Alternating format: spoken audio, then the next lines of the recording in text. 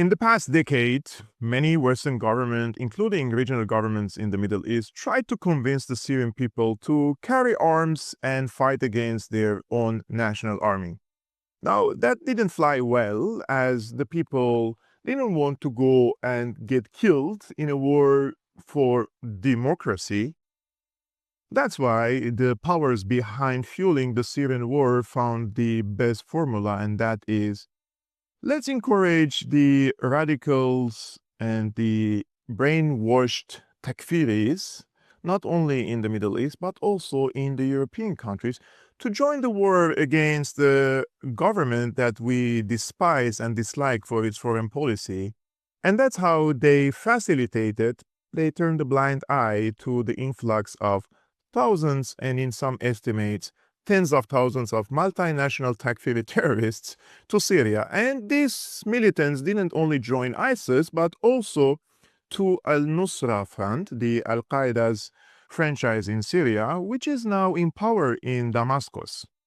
However, in the past decades, before the regime changed, the former government or the former regime, call it as you like, they have been warning and saying, what are you guys doing by encouraging these people to come to Syria and creating a safe haven for these Takfiri terrorists? And this could have repercussions and could blow up in the face of everyone.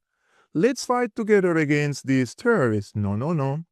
We do not fight against these terrorists, and we will not receive them back to our countries. Well, they come from France, they come from Kazakhstan, Tajikistan, Chechnya, Great Britain, and in some cases from all around the world.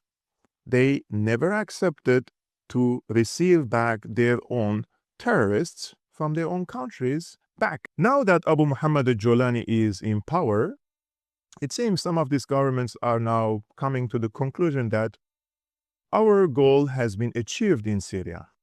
We broke the past or the previous regime. We sent these brainless, radicalized people to Syria, and we used them in breaking the status quo.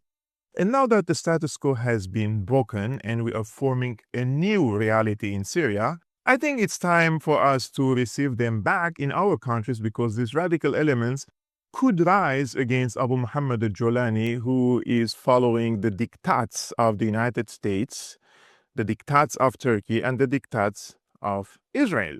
So they're worried that these multinational Takfiri jihadis could turn against Abu Muhammad al-Jolani. So they asked Jolani to send these Takfiris back to their own countries. And this week, Jolani waged a war basically against the French Legion in Idlib, and he wants to capture them and send them back to France. Well, unfortunately for Jolani, these Takfiris are fighting back. And not only the French Takfiris this time, but also other nationalities, because if Jolani is going to fight against the French Takfiris and send them back to France, then what is going to happen to the Uzbekis, to the Chechens, to the Americans, to the Brits, to the Germans, and tens of other nationalities basically stationed in Idlib?